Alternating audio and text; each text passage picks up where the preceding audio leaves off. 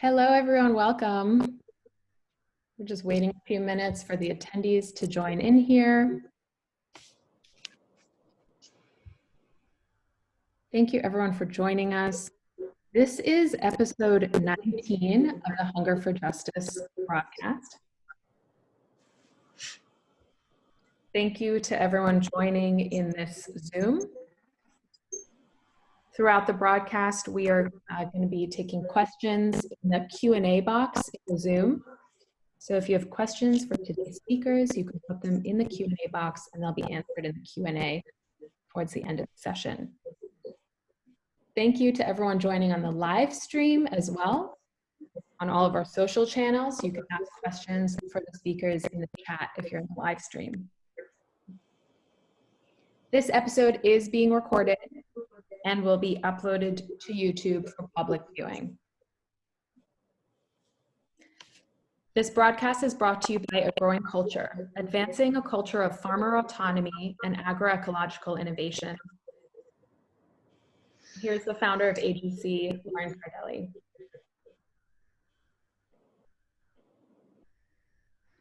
Thank you everyone for joining us today.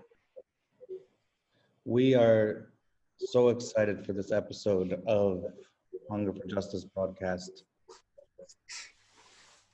In anticipation of this broadcast, I've been meditating a lot on what agriculture means, what agroecology means.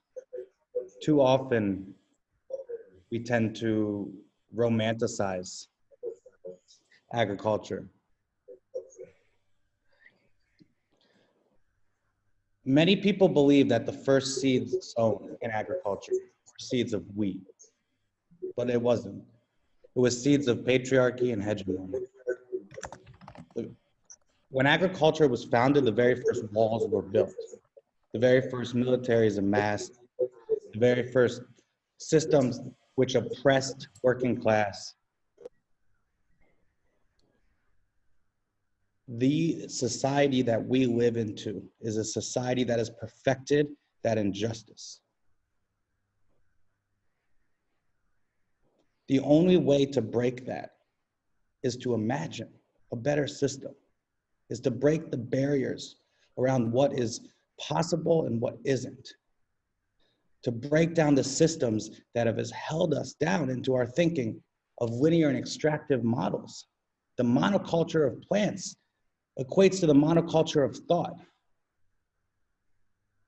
I am so excited today for these amazing artists, thinkers, that have, in the last journey of getting to know them over the last 4 weeks, have inspired me, broken barriers in my own minds, allowed me to imagine and to think about things that I've never thought about.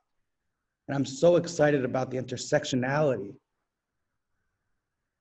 of agriculture and everything, because agriculture is the foundation of our sedentary society.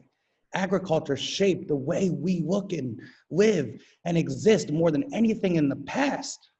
It shaped the way we mate with each other, the way we partner, the way we take care and nurture and grow up the land. And the beautiful thing about agriculture is it's a double-edged sword. It could be that ultimate tool of exploitation and extraction, or it could be that tool of regeneration and healing.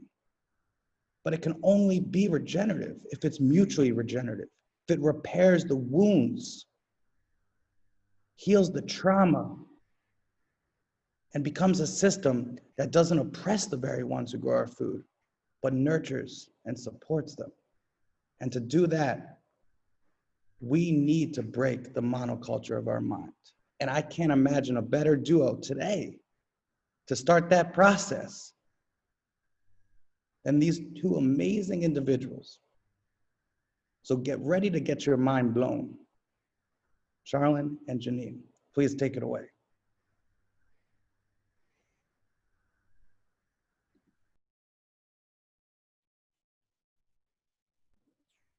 You guys are on mute.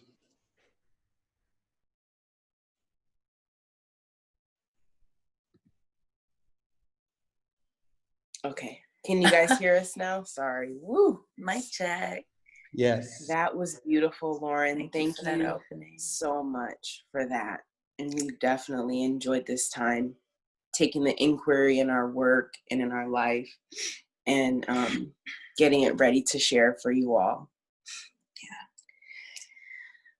Just welcome everyone to take a breath with us.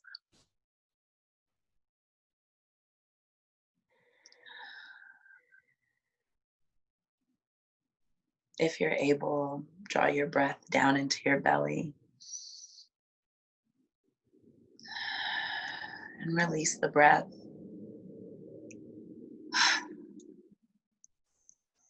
Welcome here, welcome home. We're gonna start with a little story time, and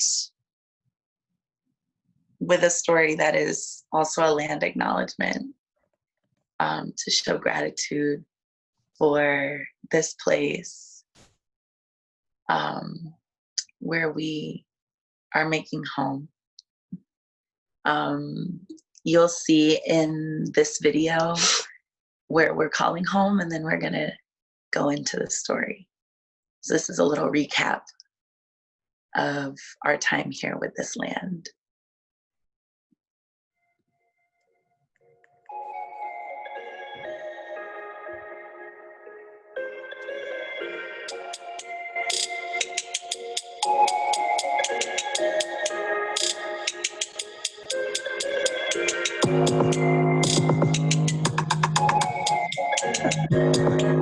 All right.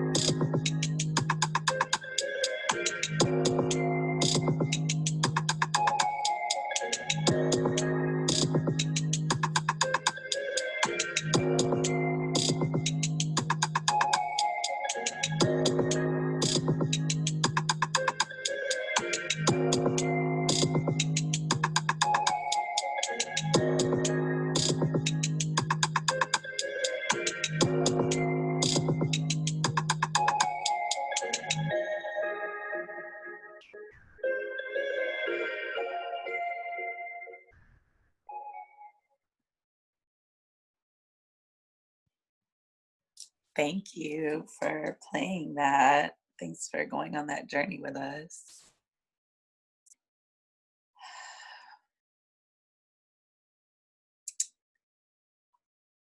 Celestial kin to and fro over my head as I crunch on words and time and a snack before I sleep. I love to enjoy something small before I dream. In the other dimensions of my reality and awareness, my spiritual body, supported by my incredible mind, performs an incredible amount of work before I rise in the morning. Sleeping in the slow air of the night, staring into our neighboring star communities, hydrating throughout the night. Well, that's how I awaken refreshed, even though I've worked so hard through my entire slumber. My ancestors worshipped their ancestors here where I rest. And they told stories of the ancestors of this land. My great-great-grandmothers, they remembered and felt called by the Chemehuevi to steward this place and honor them alongside our own ancestors, the Arawak, the Carib, the Taino, the Yoruba, the Baluba, the Manyans. We have instruments here, tools that they used to call on them. There's drums, pipes, shovels, axes that were considered aunties, cousins. I get sleepy as I write this, and so my emotions are quaking over me, offering to crash and soak my words in sadness. My heart heard today that during the times that my great-great-grandparents were caring for our large family, there was an abundance of food available on the planet, but only a fraction of the planet could eat and experience health. And much of the traditions that we keep at one time were kept from the people who directly descended from the architects of what we now know are our greatest technologies. My great-great-grandparent wrote a story about my grandparent, though, about the future. They knew that everyone deserves to be fed, be nourished, to participate in the ecologies that feed us. Here's one of those stories. It was as if we didn't need rest in the days after our elder Lala passed. We hurried to bring in the corn harvest, filling the fields with more people than ever. Lala's death seemed tricky to explain, none of us ever having lost a human relation before. We understood that extra hands would bring the work to resolution quickly. The village was excited to hear how and where Lala had transitioned. Usually, it took 1 week and 50 villagers to collect the youngest corn. These were eaten raw or used for adding sweetness to desserts and fresh texture to our beans. We share a special milk with teething babies as they gnaw on the cobs. Corn is a first food for many born here with this land. This harvest, gathered by 200 hands, united, made the week elapse 3 days. It would be another 2 weeks to gather the remaining corn, matured slightly on the stalk.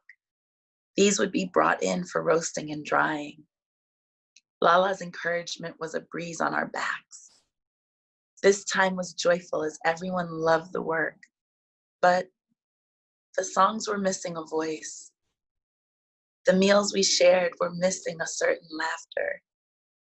It was expected that Lala, our oldest living kin, would pass away eventually. We were not shocked. In fact, we felt energized.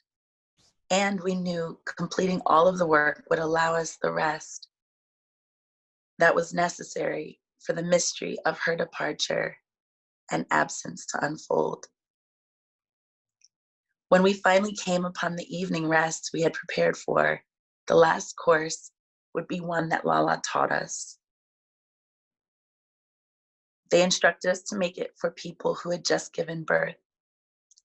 In the newness of the experience, we felt appropriate holding this preparation in bowls, savoring the rich, salty sweetness, and succumbing to the warmth in our bellies.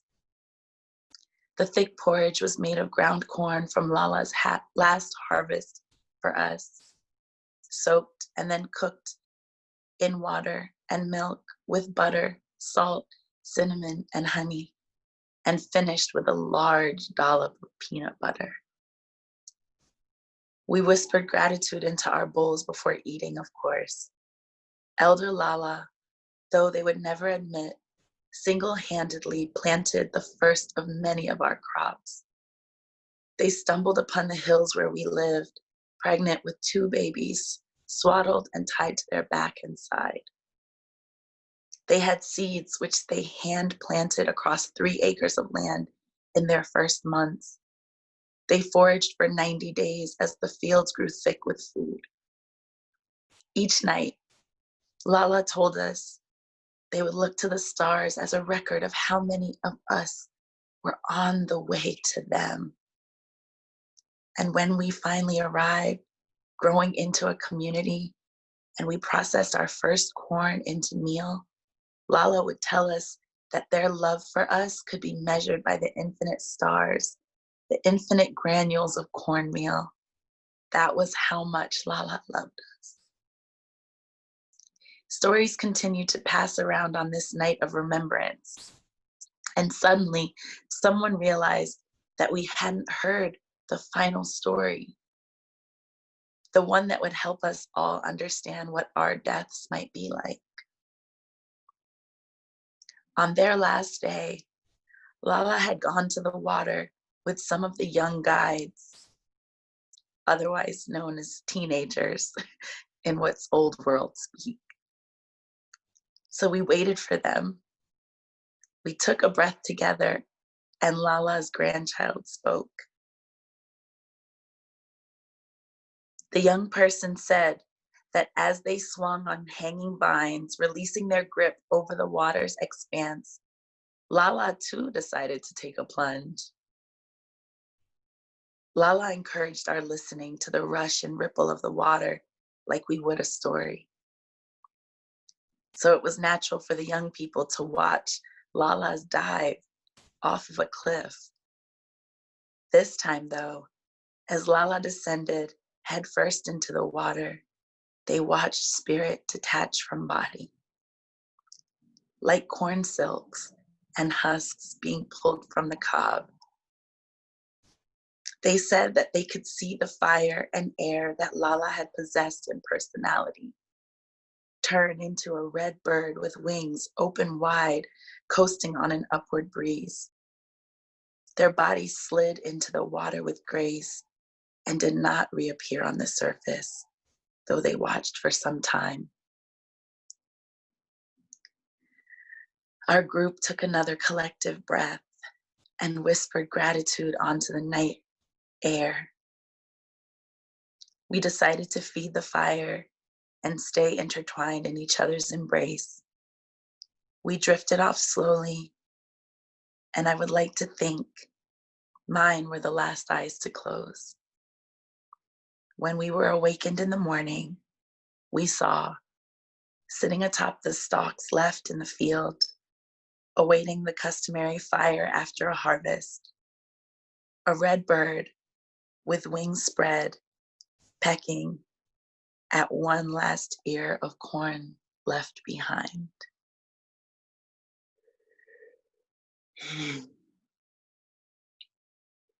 Thank you. Welcome.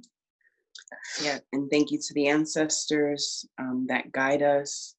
And where we are now is on Chemehuevi land in the Mojave Desert in Joshua Tree, So-called Joshua Tree, California, but actually in a place called Wonder Valley.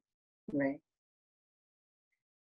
Just take a moment and a breath, and we want to invite you to whisper the name of one of your ancestors that walks with you that you'd like to invite to walk with you through this journey with us. through this journey, but the larger journey that you might be on with land, with food, with your family.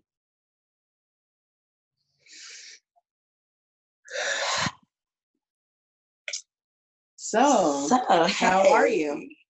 I'm doing good. That was, I'm feeling very up in the air. I'm feeling very wings spread. So I'm bringing myself back center and like grounding again. I can feel in my belly that my belly is wanting to root down as well. How are you feeling? I'm feeling definitely inspired. Eyes are wide open, mind is clear, and in gratitude. So our new friends over at A Growing Culture were supporting us through this process of like prepping for this moment. And we wanted to address like some questions sort of broadly. And so the theme of using growth and like the growth of plants was we were invited into doing that. And yeah, so I want to hear from you first about like growth moments. What have you come through? What had to be left behind, let go of, released, uprooted even, for you to be here? And you can feel free to talk about your career professionally and your personal experiences. So, how did I grow into a young farmer, wanting to not necessarily change the world, but change the environment? I'm at my core an artist. We like to call ourselves infinite medium artists because not only do I make music, I'm a painter, storyteller, builder, designer. It took a lot of different journeys to get to this point. And I think as people that live off of the land, we have to be in this well-rounded mindset to troubleshoot or to really relate to the land in a way that is on a very large spectrum, like Lauren said earlier, not having a monocrop mind. Mm-hmm. And that took, in my early career as a young person, really embedding myself into a strong community of other artists and makers and creators. And I attribute that time to Youth Speaks in San Francisco, is a small, large organization that houses spaces for young people to do slam poetry. And it was a way that I got to hear and see my peers and travel around this country doing what we love, which was telling our story. That really built for me a foundation that I wasn't necessarily getting at home. A foundation of literacy, a foundation of creativity, a foundation of mentorship with safe adults, as well as mentorship from peers who, were sharing the same experience as myself.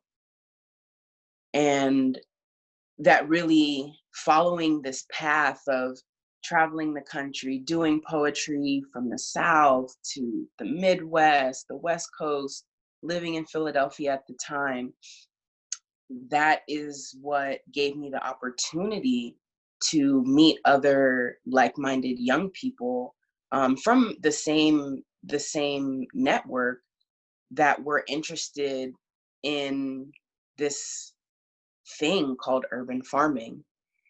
And that really led me to all of these different places, not just around the country, but around the world, to see the best practices of how people are growing communities, autonomous communities, starting with a growing space. And after farming in Louisiana, at an urban farm in the lower Ninth Ward, and farming in rural Louisiana, cow farms, tobacco farms, cultural farms as well, I was able to learn from Sunflower and really understand the connection between living on the land, myself, my ancestors, and my future. So then myself and some other young people decided to start an urban farm in North Philadelphia, which I was a part of stewarding for 10 years. And, growing in your 20s with this piece of land, building this culture with and for your peers, for me was a big growth moment to go from being this performance artist. And I will never forget Saul Williams. He was like, I know you're not performing right now, but what you're doing on the land is the best poetry you could ever write. It's the best performance you could ever do. And that really stuck with me. And, from 19 to 29, I was able to find, I wouldn't say viable, but I was able to find a career in urban farming and grow into this well-rounded builder, farmer, grower, entrepreneur in that time, which led me here today to we met on the farm. Well, we met on the land. We met on Lene Lenape land in Philadelphia. So, that's a little bit of my background and personally, but, we don't have to bring the whole story in, but during what led us here on this land to Wonder Valley was that the city pushed us out. Whether you want to call it gentrification, white supremacy, all of these things, it was time for us in our dream space to find a place that can not limit our vision, which then we were able to grow into plumbers, electricians, permaculture designers, construction foremans, as well as growing with the kids. So, it takes an infant media artist to steward a 5-acre, 1 acre, 300,000 square feet space into a place that can promote more growth. I think that this is such a good time to explain why we wanted our episode to be called In the Life. I'll just say that because of the intersections of all of my identities as a Black person, Indigenous person, a person who is an immigrant, a person who I've had to really cultivate home for myself in myself, because of all sorts of circumstances from childhood to now.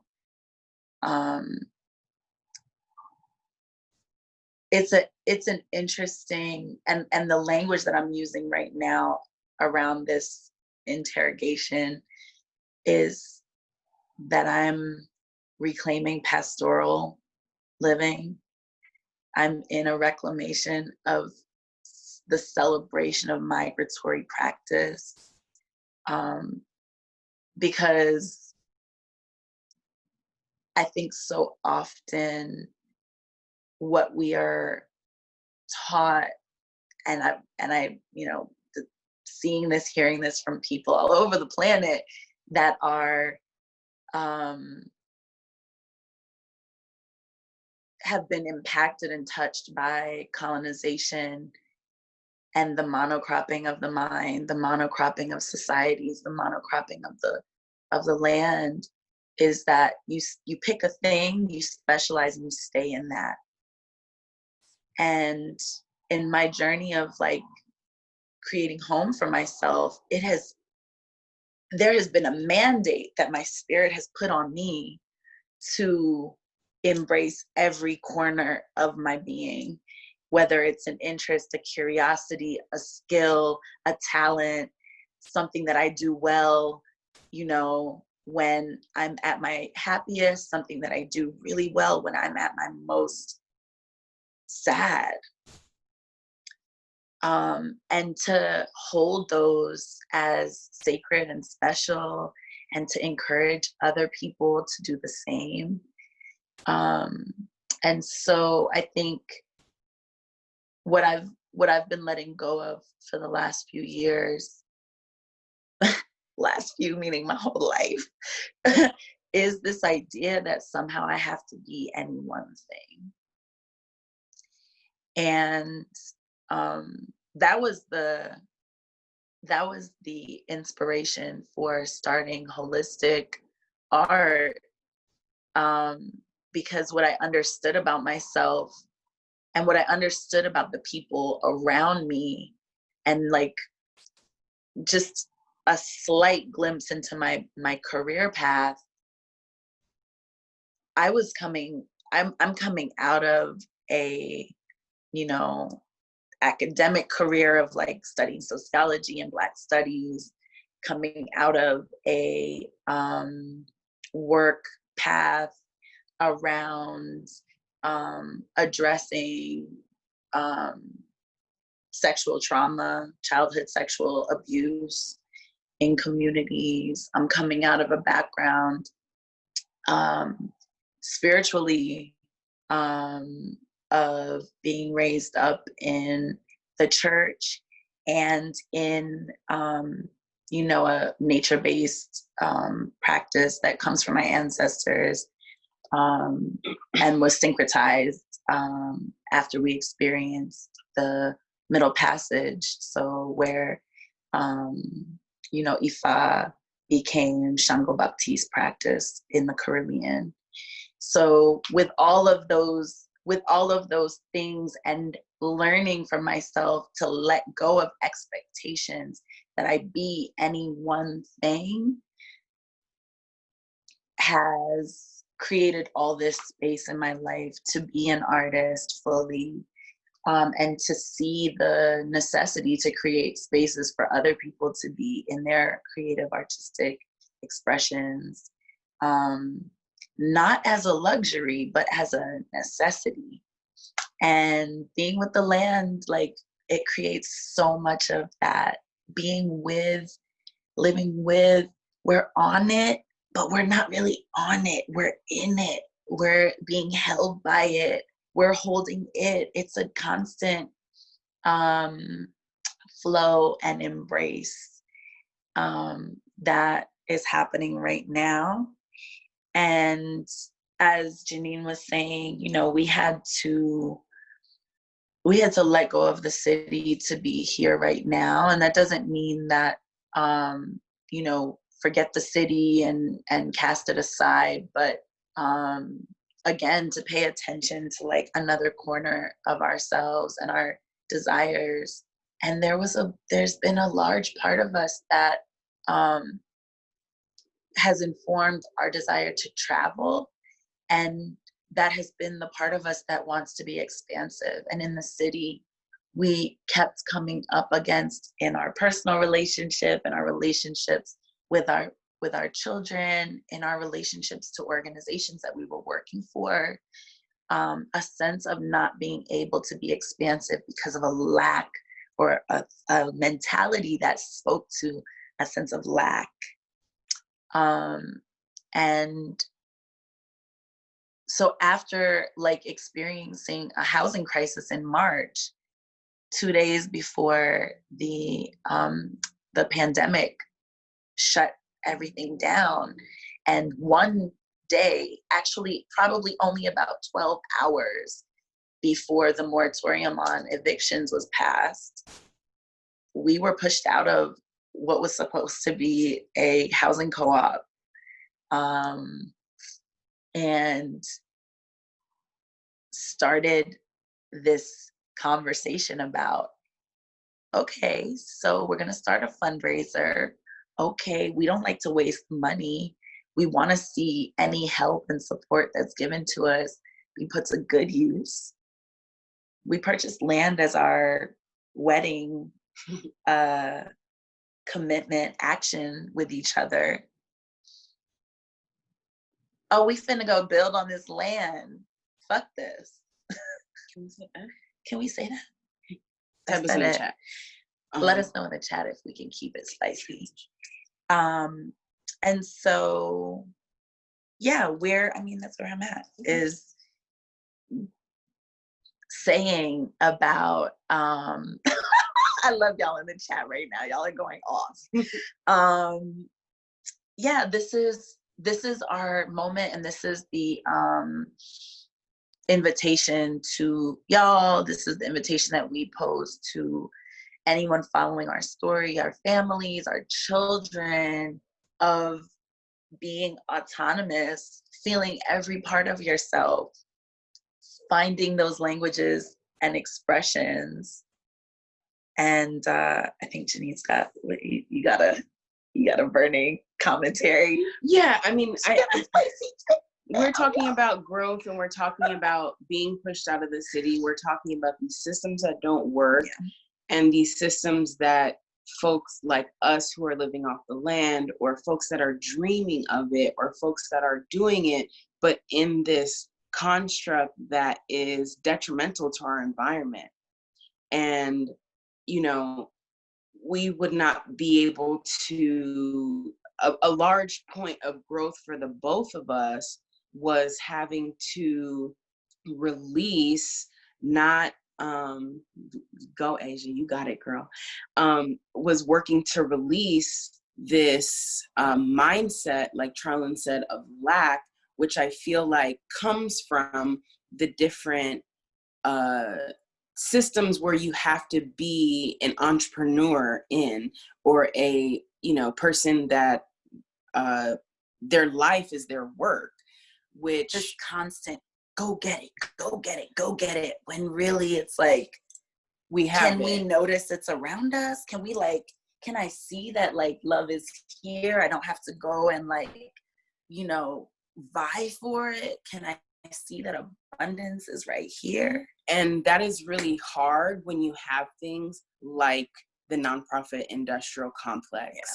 Yeah. And we had to release ourselves from that, even though for myself, it was a business that I built for a decade. I had to leave it because there was not a streamline of thought and understanding with everyone that was all of the collaborators, that we are creating this alternative system of growing food in the middle of the city, creating, it was also an artistic hub. We had graffiti and this and that. And I was like, it's time. It's time for us to create a different system, a different structure. But that mindset pushed me out. And I know Charlene has had the same experience of how do we cooperate together when we're working on the land? How can we be, begging for money from these foundations when the abundance is really in the soil? And I know that takes a lot harder work. And that the system actually, like, we are so largely, we're functioning inside of myths and cults. I've been thinking about like the cult of the city, or the myth of the city, and the myth of the philanthropic do-gooder, systems that actually was put into place to like wash people's money. And it makes space for and folks that, specifically folks that are white and that have a mindset of white supremacy. It gives them ins to places like our neighborhood, like North Philly, like South Central LA. And so I think, we want to transition into these next two pieces of work that we want to share with you. Just to say that what the biggest takeaway, the biggest learning for us, and that I've been working on with my children for their entire lives, and that Janine has been brought into and has decided to stay in the conversation with us about, is if these are the systems that we're being raised in, what's the practice that has to happen at home so that we don't become, so that we don't collude to that behavior and that abuse. And so we've had to really dismantle in our relationship over the last 4 years. We're going into 5. It's almost our year anniversary, y'all. October 4th and 5th is our anniversary. Of course, we wanted 2 days. But like, we had to decide and name, okay, don't bring that shit home from your job. I know that y'all don't talk to each other. Y'all have a hard time processing.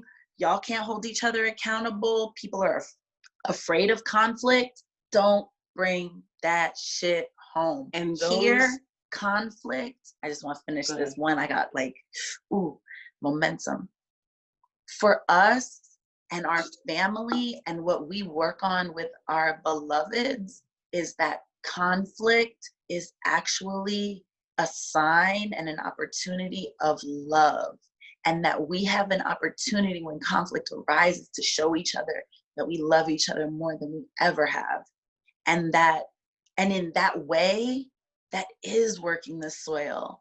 Janine is always has been referring in the last 2 years, like how deep I expect her to go. We love the water. And so like we've had like all of these moments of being like, oh, we got to go deep into this water. Getting out here, we've had to dig deep into the earth.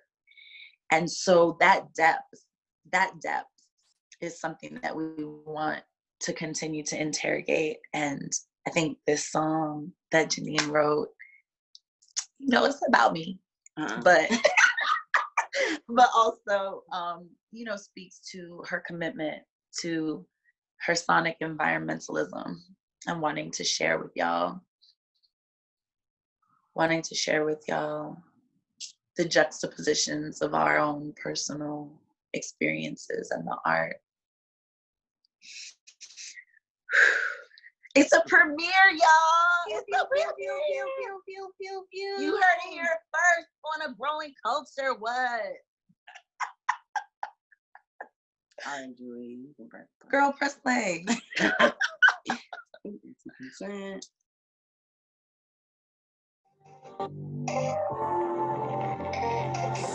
We got icebergs.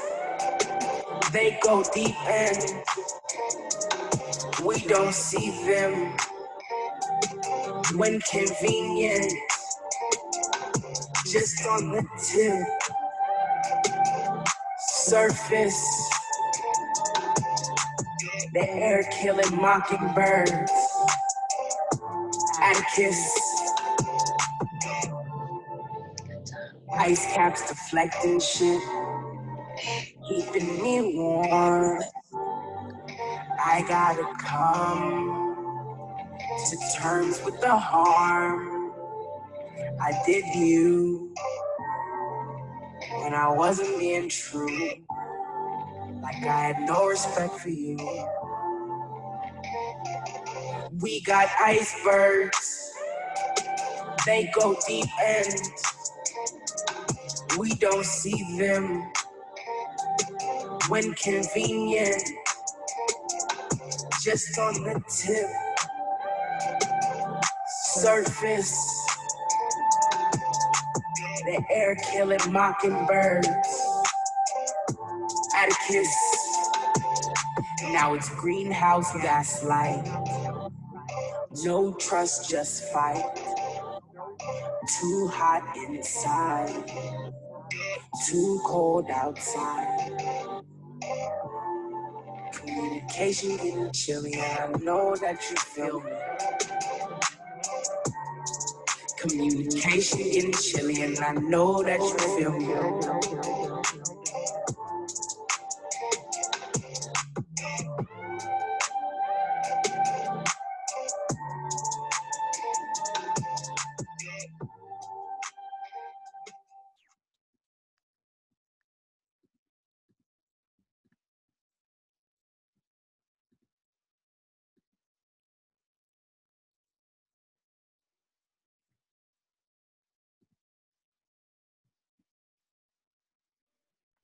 Thank you all for listening. That was Iceberg, written by me and produced by Space Coke Fresh.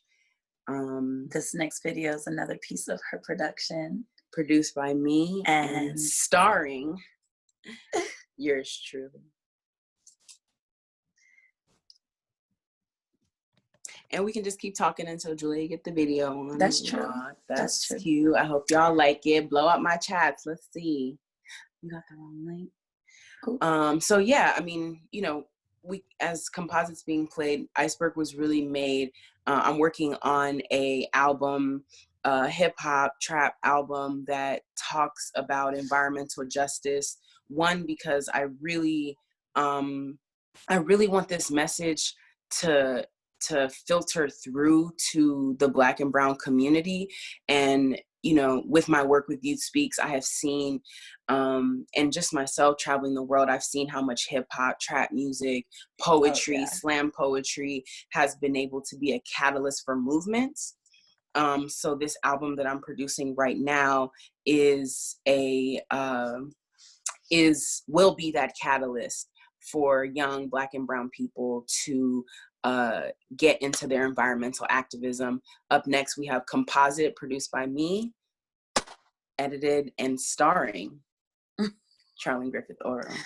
This is just a Hit it, Julia. You don't have to explain statement. I think about whether I'm a copy,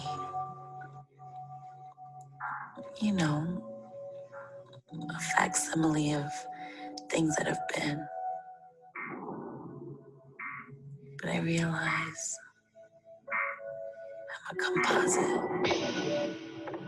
a blur, and fragments, and repetitions put together of all that has ever happened, all that might happen, everything that will never happen.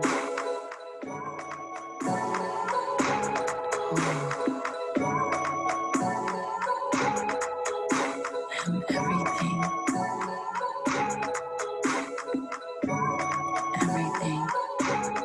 are meant to be.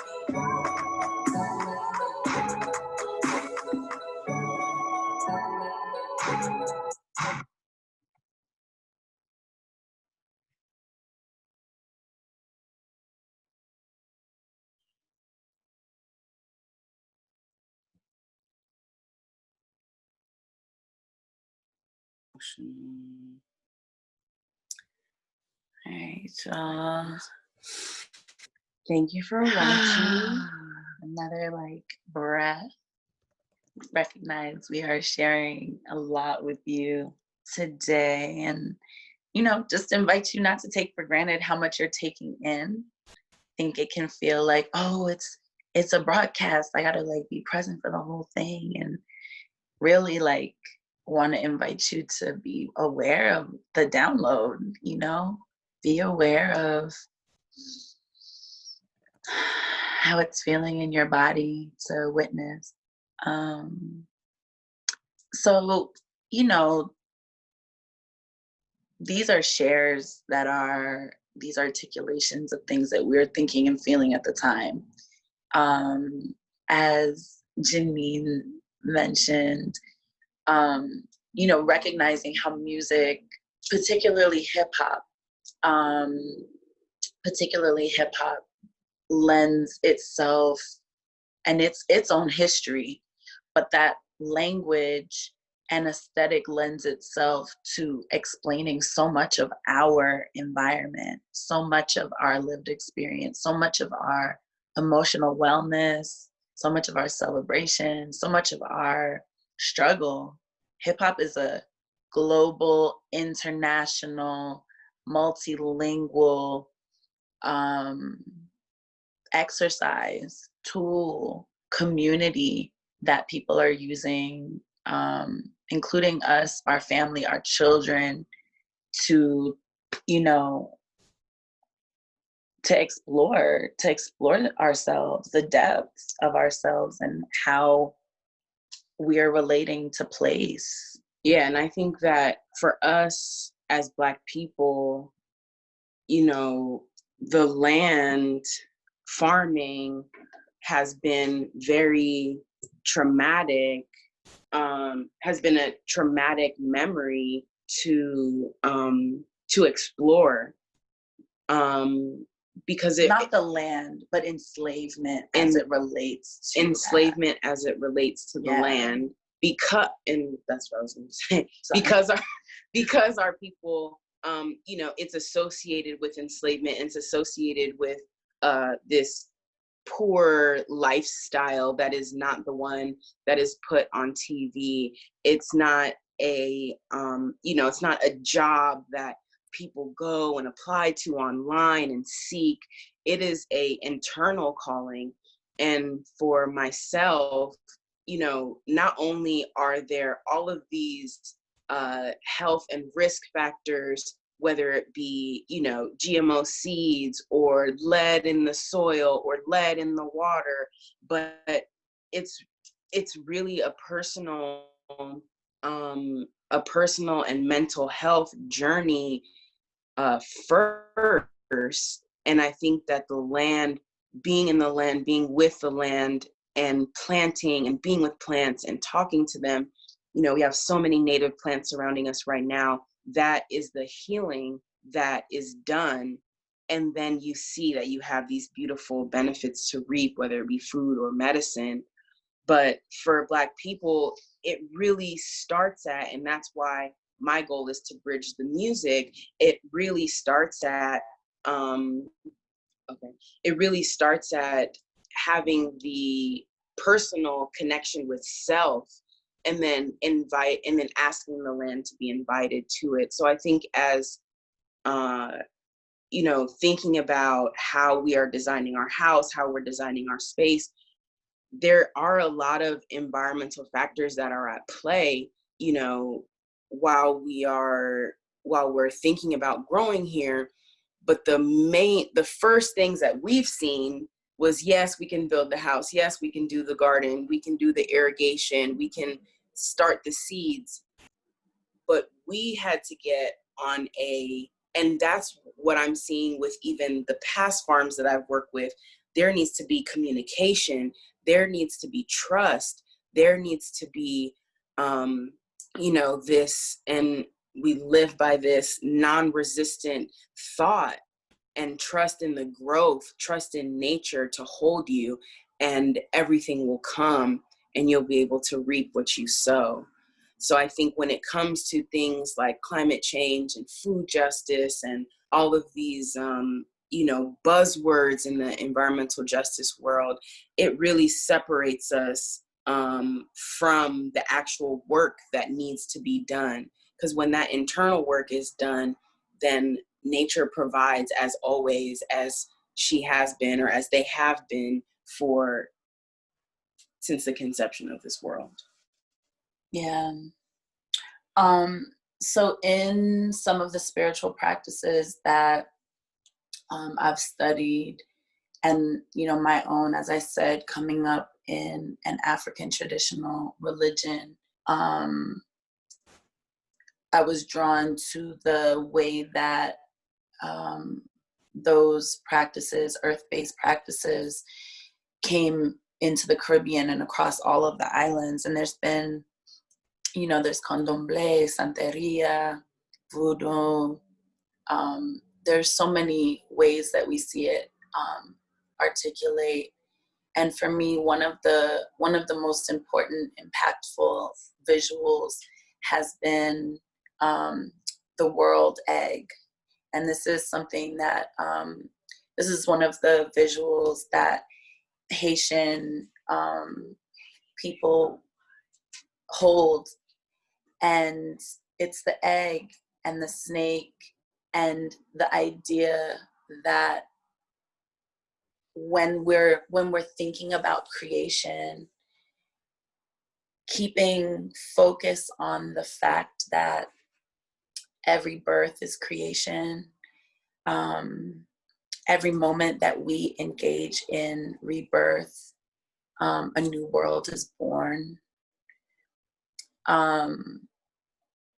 And so for me, I think that has always stuck with me, along with this quote that I do not know whose it is, but speaks to the fact that when you do one thing, even if it's small, if you do it meaningfully and with intention, it could change everything, and being open to that. And so I think that one of the major practices for me is like shift one thing, learn one thing, do one thing differently because of the potential like magnitude of the impact. And as it relates to, farming and what I feel is my connection to not only the land, but all of the kin that I have in the ecology of thinking about land, which is other farmers, specific to actual people that would call themselves farmers, but other community members, humans, then other creatures, seeds, plants, bugs, microbes. We're in a time right now where we're talking about this pandemic as if it's not us. And it is, it's an expression of who we are, down to microbes. And so I think when I think about farming, I think about what's the one thing to do differently? Not that, oh, you have to arrive ready and like as this thing and like we're going to change things over. There's no monolith here. We literally have we have no precedence for anything except for what we have seen industry do, creating things that are exactly the same every single time. That's why monocropping doesn't work, and so I think for me, like taking it from the micro and like my personal practice and understanding of what creation is, and tying it into this larger conversation of what's happening within our communities and among people who want to live with the land, is I just want us to be able to like hold ourselves in the possibility that every single little thing that we do is impactful, and that we have infinite moments to make decisions that will hold the possibility of us making it through climate change, because climate change is not a death sentence. It's inevitable. Climate is, you know, the set of conditions in a place over time. So I think that even for us to not want to live alongside the reality that all things change is everything. That's, you know, one of my God is change. Ancestors, godmamas, Octavia Butler tells us that. Everyone is studying the parables right now. You know, God is change. You don't have to use the word God, but what all we have is change.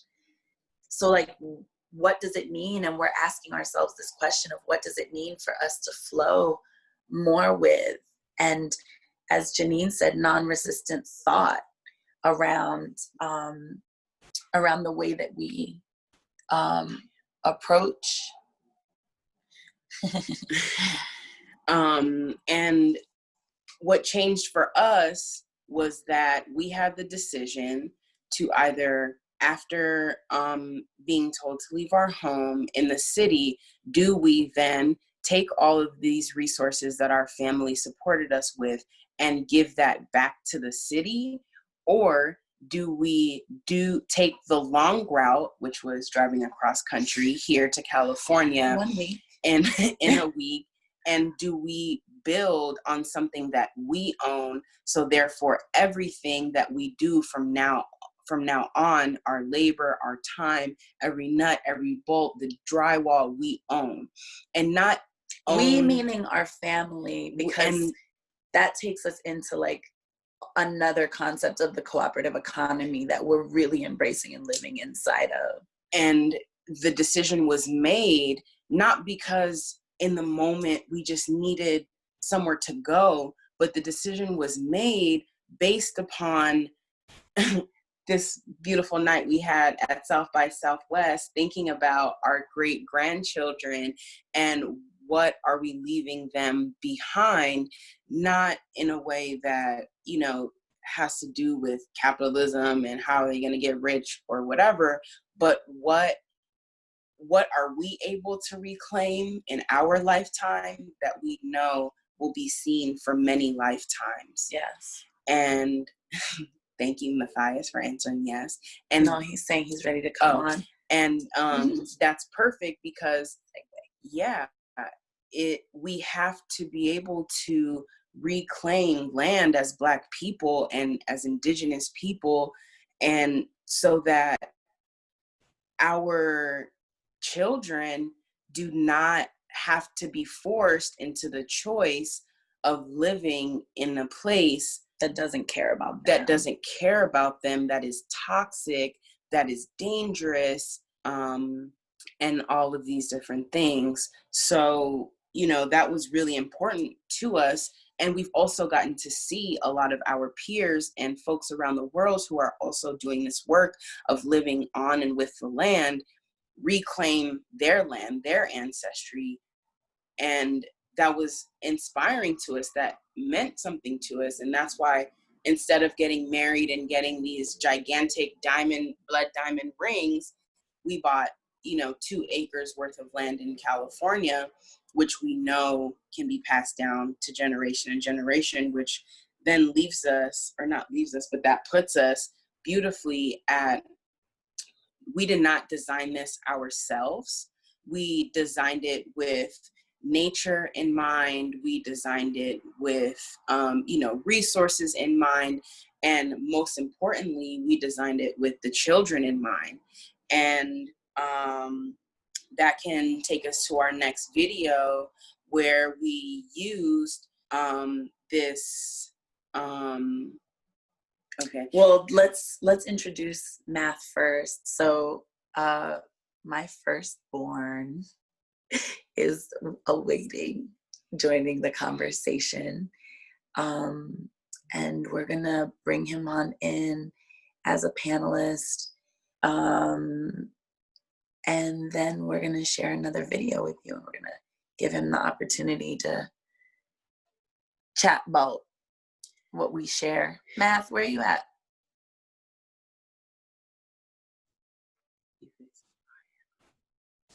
Math, unmute yourself. Hello? And hey, where's your video? I don't know. Turn Doesn't say I video can't. on. Don't see that. Only see mute. Sorry. Okay. Does it say you don't see a little camera when you click at the top? Okay. Now, There we go. yeah. There you go. Oh, Hello? there he is. Hi. Hey, introduce yourself, babe. Hi, I'm Matthias Griffith Bixler, and my pronouns are he, him. I'm 15. I go to high school. I'm a sophomore in high school. Yeah, and I live in Philadelphia in Joshua Tree. Cool. And what's your goal so far? My goal is I'm trying to be a chef and I'm trying to open up a food truck and I'm trying to expand my knowledge on cooking mainly. And Cool. yeah. Thank you. Awesome. So, Math, we're gonna play this this little tour through the Minecraft world, and if you're down, you can like narrate it a little bit. Do you feel okay with that? Yeah, He already. kind of. Cool. Yeah. Okay. Cool. Don't make fun of the way that I moved through. You know, it's not smooth. I'm choppy on it. Yeah, Yeah, for yeah, folks yeah. that don't know, Minecraft is a Let him say it. video game. Matthew, tell the people about this. What this is? What's Minecraft? Well, Minecraft is a video game that was mainly built on creativity, and just there are two modes called creative and survival. So in creative you can expand, like you can put what you're thinking in this world, like build whatever. You can build a castle, just like a plain little house like we did here. We're not very plain, but you can just bring your imagination to life in this game. And in survival you can like do the same thing, but you have to search throughout the world and look for resources yourself. And Can so you tell them about this house? Yeah, Oh, yeah. the house that she just walked into was the main house, the one we worked on this summer. And this is the bathroom right now. What she's looking at is the shower. We made a little contraption. And the floor is a mosaic type, Tile. yeah, mosaic tile.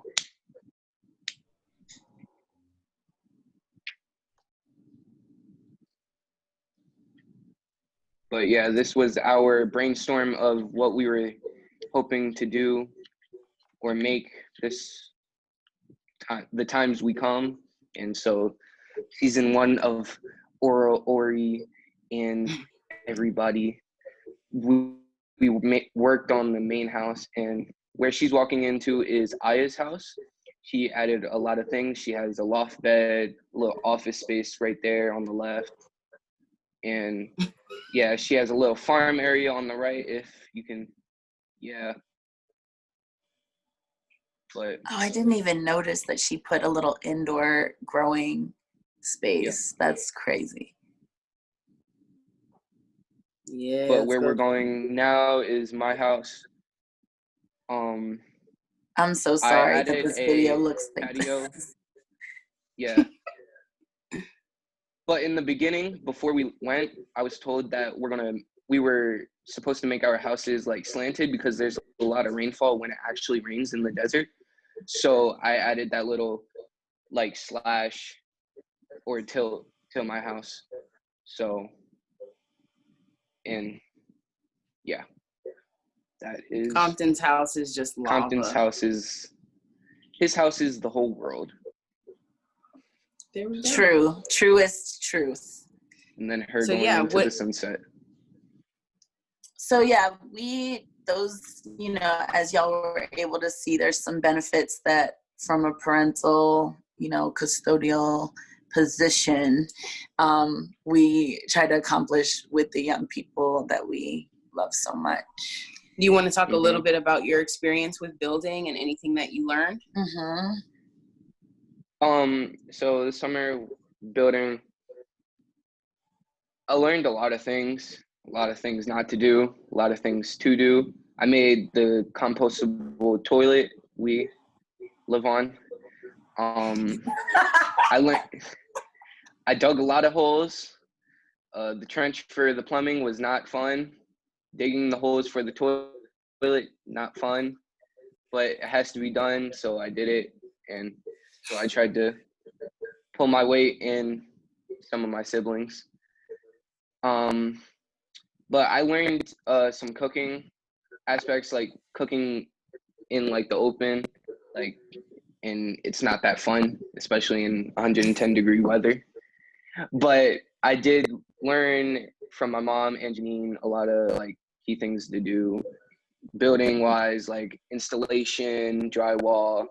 So yeah. And I had a 70-year-old friend. He was our contractor. Shout out to him. He also taught me some things. He also taught me some things on like making angles and like, yeah, like basic constructual things or stuff. Yeah. But overall, I had a good time. If you had to say, what would you say is the importance of us having this place that belongs to us, the land, building our homes? What do you think the importance is of that at a time like this when there's a pandemic happening, when, you know, folks are losing their jobs or, you know, having to change careers unexpectedly, and during a time when we're also seeing a lot of, you know, racial uprisings and like, you know, our people are organizing and demanding better for Black and Indigenous folks. Why do you think what we're doing is important? Because we own it. I feel like owning land, owning property is really important because it's yours. And because I've known my neighbor, they got kicked out of their place when it first started. So like just owning something is really important to me. And like getting away from the city was actually kind of good for me because it was like just good to get away from drama, like even my friends. Like it's good to have some time to yourself, you know, even though it's with your brother and sister. But but I think the importance is just that we own it. It's ours, and we can say it's ours, and no one else can claim it. And just doing whatever we want is just like we don't have to be as quiet as possible or anything, you know? Right. Yeah. What's one thing that you learned? What's one thing that you learned about yourself this summer that you feel like you're gonna be able to keep with you the rest of your life? Is there like one thing that you figured out about yourself emotionally or mentally or physically that you're like, that was really important?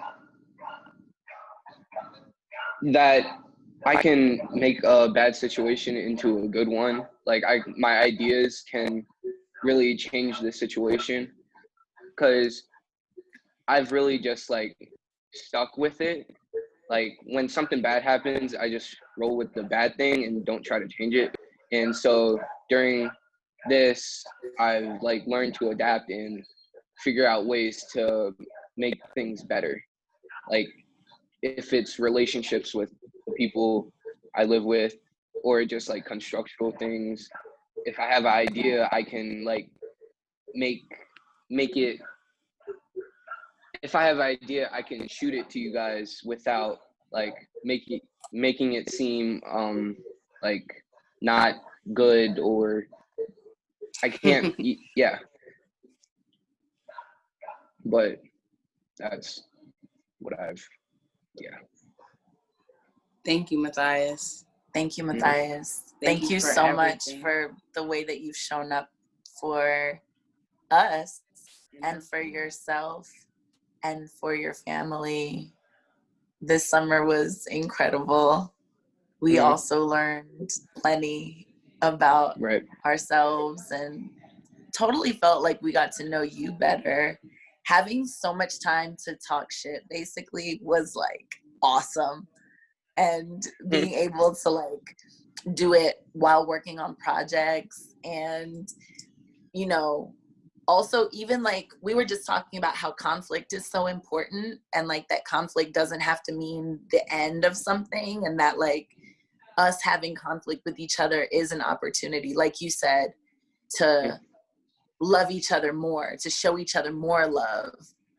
And it was just mad fun doing that with you. Like, you're so cool. You're so smart. Your humor has really like lifted us so many times, you know?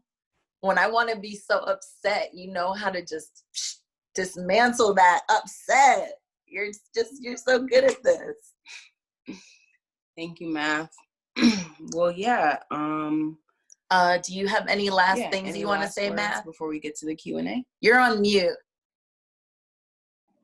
Yeah, baby got dropped off just now, so there's just some crying in the background. But last things, I just like am glad I'm ready for season 2 to happen. I'm waiting for. I can't wait to make my house. Like, I'm waiting for the layout to be done so I can just put up the installation, drywall, whatever, you know, paint it, you know, yeah. But I'm just ready. So, yeah. Us too. Let's do it. Thank you, Math. Love you so much. Talk to you soon. Hey, Ame. Hey, girl. All right. Well, thank you, baby. I love you. We'll talk to you soon.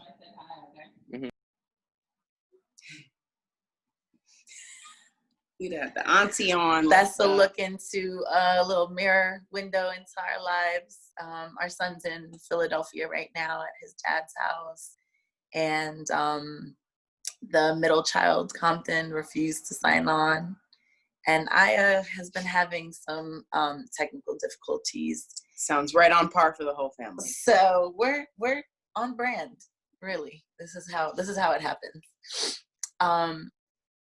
Yeah, I mean, I think we're like ready to take some community questions and welcome you into the life. Another little just tidbit about the In the Life title is really about embracing some of the language that our community has used for years to describe being gay, being a part of the family. It's been language that's kept us safe. It's been a way that we've queered queerness. And our almost 80-year-old elders use that language. And Aunt Donna and Aunt Paulette, who we love so much, who steward the space in Maryland where Harriet Tubman liberated her family. It was important that we use that language. So important to honor them and our family. So yeah, welcome In the Life. Woo, okay. Talk more First about question. the industrial complex. We gotta read it out loud. So wait, could we do this one first and then go into that one? Okay. We're gonna do like a lighter question and then we're gonna go into this slide one. Emily is asking us, hi, hey, boo, is asking us, will we share our astrological signs chart and how it communicates with your beings, ancestors, places, environment, choices, actions, etc.? Woo! That is a great question. Well, my sun sign is a Libra. Gemini. Moon in Cancer, Lord. Virgo. My Venus is in Scorpio. Whew. What's mine in? It might be in Scorpio too, bro. Oh, yeah. It's And for us in our relationship, Leo risings, okay? Leo rising. They didn't want to say that part, but Leo risings. That's where sometimes yeah, for us, since we're both air signs, that gives us the ability, I feel like, to dream on this sky-sized scale. Yes.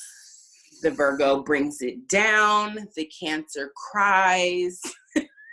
The Virgo takes every single feeling and organizes them into a spreadsheet over the course of every minute of the day. And the Gemini is doing the oratory work. The Gemini then gets into, okay, we're going to talk this through. And the Libra is just always like weighing out what I'm saying and saying like, and then the third scale is like, should I just smoke weed now?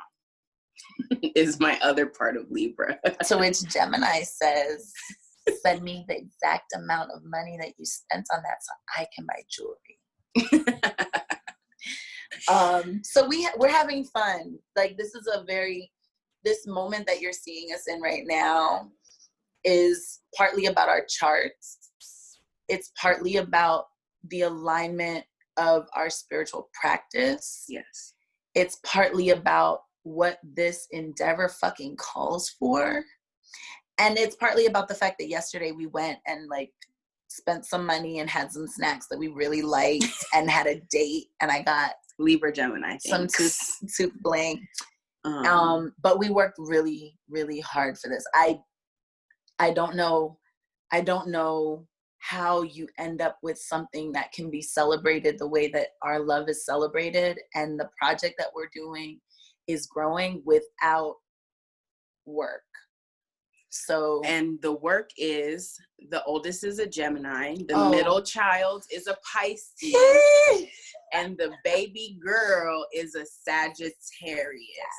So pranks and ouchies, lots of emotional spectrums, and the Gemini. Food on deck at all times. There needs to be good food.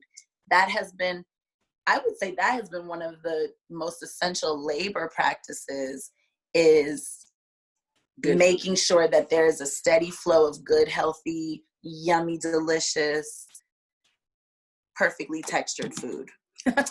So we're going to go to... Thanks, Emily. Thank you so much for asking. And then there was and the plants that we've really connected to on this newly reclaimed land. Definitely, we have lavender bushes here. Desert lavender have been amazing, and were the first. They were actually the deal breaker for getting the place. Yes, we were like, I don't know, maybe, and then we saw those and just communed with them and smelled them. They're like 6 feet tall. They're so massive and they're so generous and pungent that we decided to take this place. We are now on the 5 acres that we acquired at the after being in the desert for 40 days and 40 nights on our first piece of land. We camped there. Which, when we pulled up from driving across country, there was, I would say, nothing less than 1 million desert wildflowers that greeted us. Desert dandelions. Which drove her allergies. My allergies off were bad. The chain. I was making tea with the flowers. But they were just so beautiful with the flowers. They wake up later than you and go to sleep earlier than you. Right. So I love them. Yes. And I would say everywhere, definitely all types of cacti in all the little corners, crazy pink hair, thin, needles, all of these different types of like cute succulents. But then everywhere is this beautiful medicine plant that some people call chaparral, but it's also called creosote.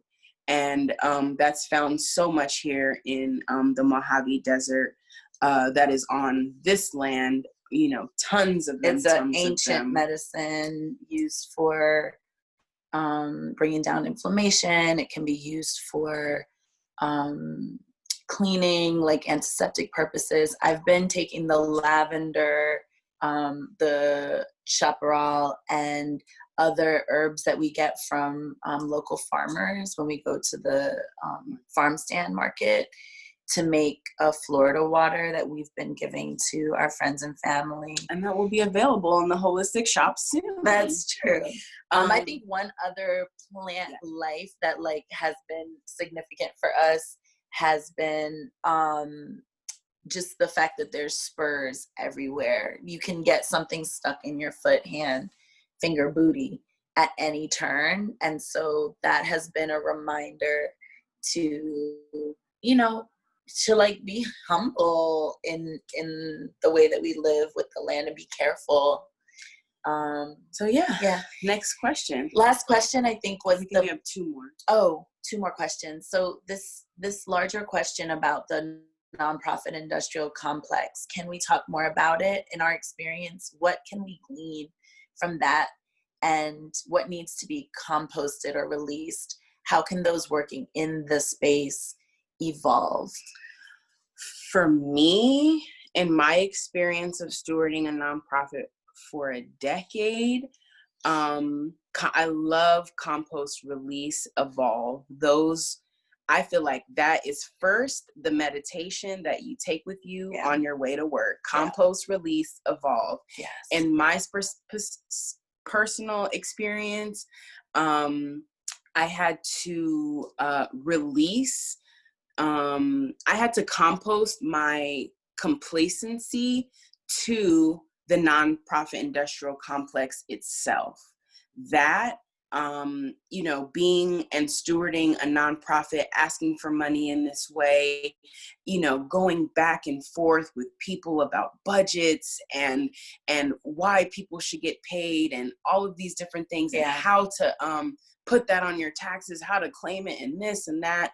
I had to do a lot of fighting because I know we get the nonprofit so that we can get the resources, but then those resources, especially if there are other, white identified people involved in a Black project, which happens a lot, which happened in my instance, that is what needs to be released.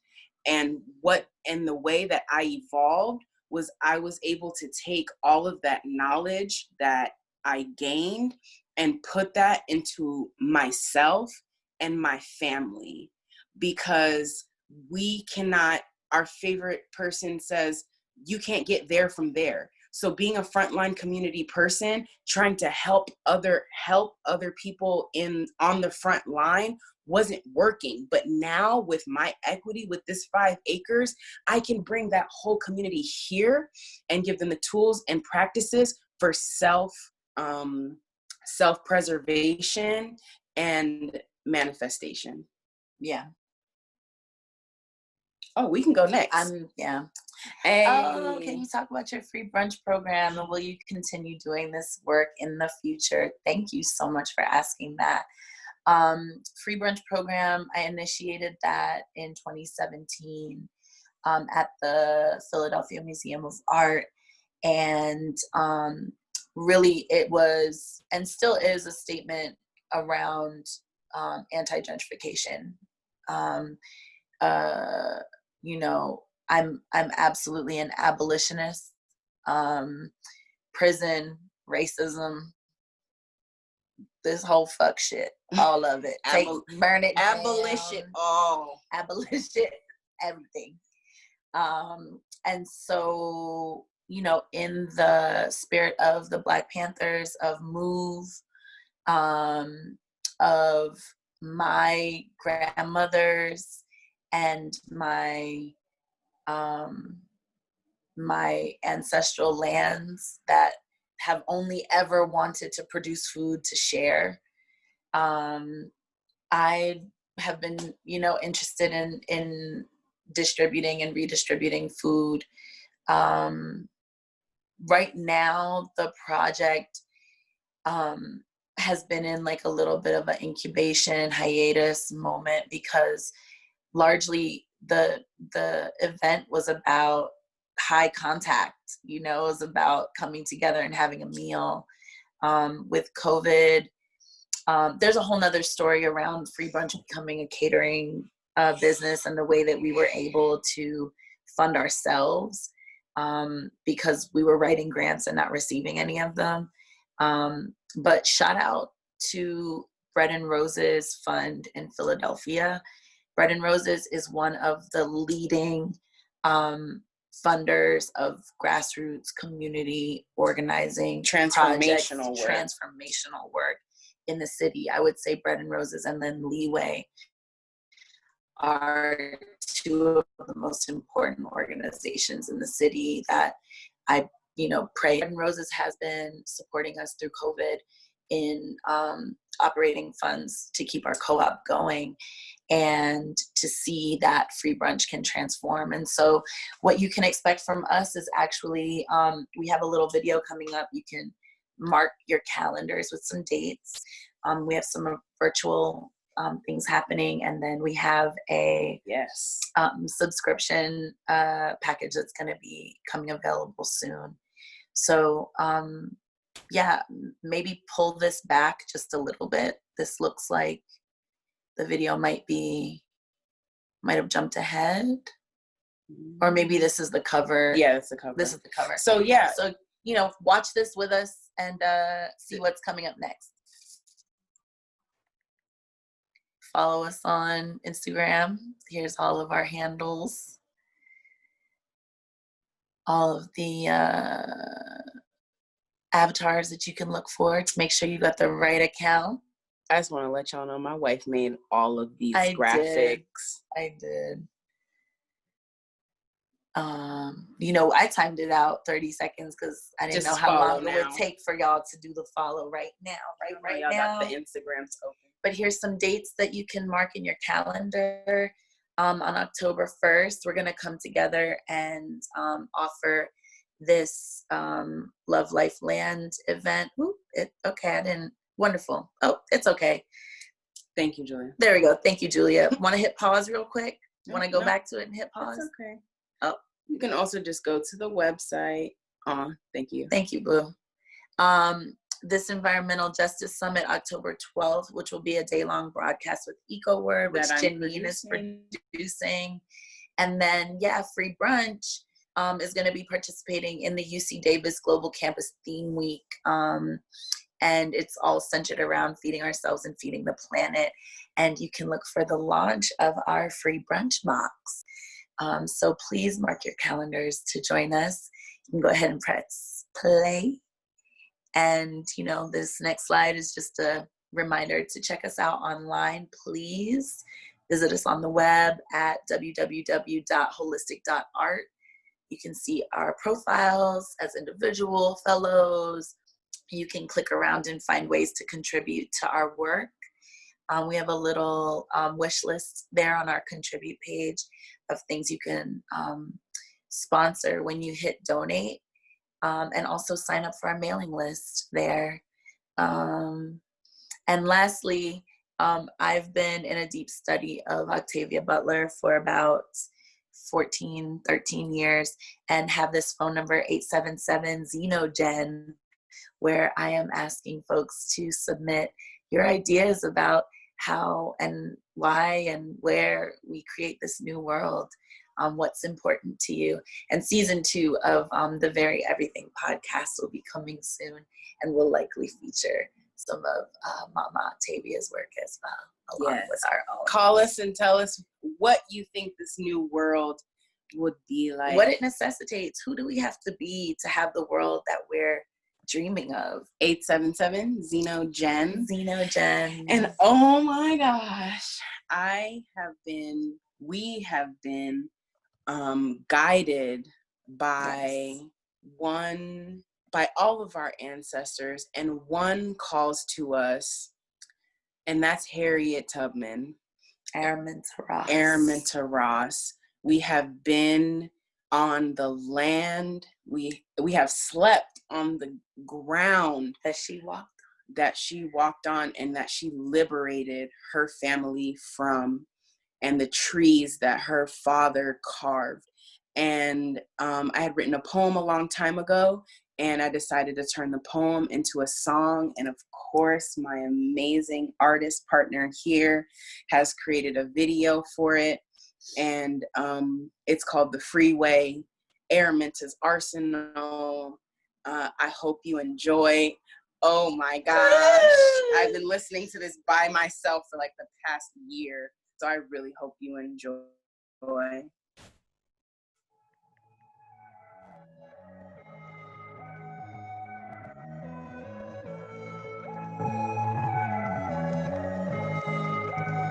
Araminta told me take the freeway, not the interstate. We ain't going south, ain't no underlay. I don't got the fame, but these niggas take my name like this. I can't change, but I can lead them. It's a one-way out to freedom. It ain't no two-way street. Harriet tobacco, it was harsh and sweet. Yeah, the bar she read. Not no people in the book, had the whole world shook. Araminta told me take the freeway, not the interstate. We ain't going south, ain't no underlay. Underlay. We at the Mandalay, down by the bay. Women in Chesapeake, chopping the tank. She was a general, warrior, up in the ranks. It goes down in the underground. 1,000 people, yeah, 100 pounds. And if you met the sawdog, Aramir was going down the freeway, not the interstate.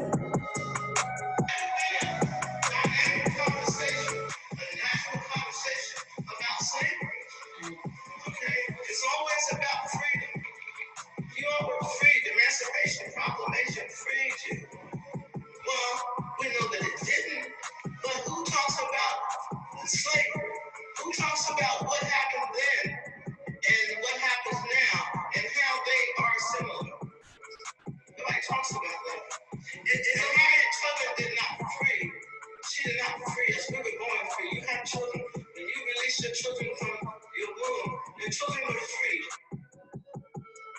They're free. But we were enslaved. So the dynamics of slavery has to be discussed. And we have that every time I have a conversation with white people, you know, I talk about it. She took people out of slavery.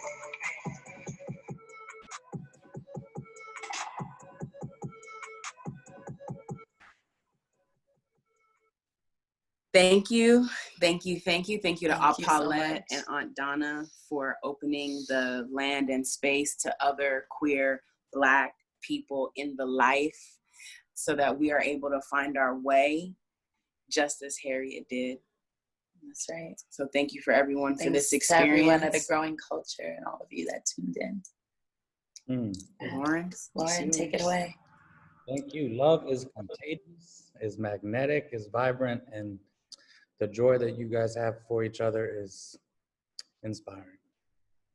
So inspiring. Thank you all for that wonderful presentation. Really, my heart goes out. Thank you, really. It's been wonderful watching and learning and listening. Monocultures are broken. They're being broken, and it's time for all of us to take these messages, take them home, center on them, digest them, and explore them. So thank you everyone for tuning in to this magnificent episode. Follow and support today's speakers. Here's their Instagram. Holistic art. Oh, it's bouncing around. Holistic.art. Thank you guys. Please check them out. I'm really excited for everything coming up to explore the culture. You know, agriculture is the expression of art and creativity. When agriculture became agribusiness, we didn't lose the focus on the environment. We lost the focus on the culture. All over the world, that's what people are fighting for. Freedom of expression is what food sovereignty is. People think that it's about access to safe and healthy food. No, it's about existing in a society where you can reflect and exercise your rights, your ideas and your visions without being colonized by the monoculture that industrial agriculture is. So thank you for helping us break these barriers. Please tune in next Friday for Lila June with Al Norlada, Healing Colonization and Revitalizing Indigenous Food Systems. I think you all will be inspired as well. Every Friday, another amazing speaker looking at the intersectionality of agriculture and everything. Support the broadcast, text GROW to 850-600-2996 or go to growingculture.org, donate. Thank you to our sponsors, Milgram and Dascom, Eat Your Way Clean. And just to wrap this up, something I've learned from these two individuals. If you could be any fruit, what would that fruit be? What are you feeling with right today? Let's hear it. Let's close up with that fruit. And I want you all who's listening to think about the same thing. Say it out loud, yell it at the screen, okay? Pacha. Yes. Pacha. Sweet, a little sour, lots of seeds and juice. Yes. I am a facha from our sister's farm in Puerto Rico. That's me. From Otra Cosa. Yep, I'm a facha. Shout out to On the vine. our good sisters, Tana and Lex, and that land. That's where we are right now. It's fruits. Yes. Thank you. What about you? For me? Ooh. Yeah. Listen, because I'm Puerto Rican and I grew up in New York, there's nothing that beats quenepa. So like, I don't know where anybody is that. Pew, pew, pew. And it's in season, yes. You know, something that break that little Sour fine sop, we see you. and you suck on, and you got to work with your teeth because you got to work for it. I don't want anything you don't have to work for. I like just sitting on the stoop and spitting it out. There we A go. whole brown bag. That's a vibe. Thank you, Lauren. Thank you, everyone. Thank you, Much Julia, as love. well. We appreciate you. And follow us. Talk to us. Talk to us. See y'all Yes. soon. See you soon. Blessings. Blessings. Bye. Thank you, everyone.